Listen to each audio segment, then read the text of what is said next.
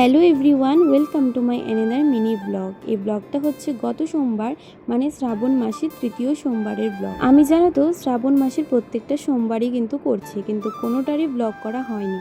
তো ভাবলাম চলো তোমাদের সঙ্গে শ্রাবণ মাসের তৃতীয় সোমবারের ব্লগটা শেয়ার করা যায়। তো ওই দিন সকালে আমার টিউশন ছিল আর সকালে আমি কিছুই করতে পারিনি। তো মা সকাল সকাল স্নান করে পুজোটা সেরে ফেলেছিল। তারপরে আমি এসে স্নান করতে করতে 11টার মতো বেজে গেছিল। আর তারপরে চলে আসি শিব ঠাকুরকে স্নান করাতে। মা যেহেতু পুজো দিয়ে ফেলেছিল, তো পুজো তো আর দিতে হবে না, শুধুমাত্র বাবার মাথায় জলই ঢেলেছিলাম। আর যতটুকু ছিল, যা ছিল হাতের কাছে, তা দিয়ে বাবাকে পুজো দেওয়ার চেষ্টা করেছি। আর বেলপাতা নাকি ঠাকুরকে এভাবে উল্টো করে দিতে নেই, কিন্তু আমাদের শিবলিঙ্গটা এতটাই ছোট, ওরকমভাবে দিতে গেলে পড়ে যায়, তো কোনো রকমভাবে একটু দিয়ে রাখতে হয় আর কি। তো সমস্ত কিছু দিয়ে ধূপবাতি দেখিয়ে আমার পুজোটা সম্পূর্ণ করি। আর এখানে মা ভাত বসিয়ে দিয়েছিল আর এখানে সবজি কাটছিল, যেহেতু নিরামিষ ছিল তার জন্য। তারপরে ভাতটা খেয়ে একটু ঘুমিয়েছিলাম।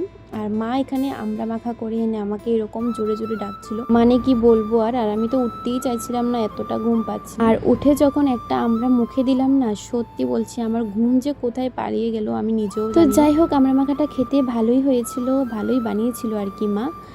তো আজকের মতো মিনি ব্লগটা এই পর্যন্তই। দেখা হচ্ছে নেক্সট মিনি ব্লগে। আর এই মিনি ব্লগটা তোমাদের কেমন লাগলো অবশ্যই কমেন্ট করে জানিও। তো টাটা।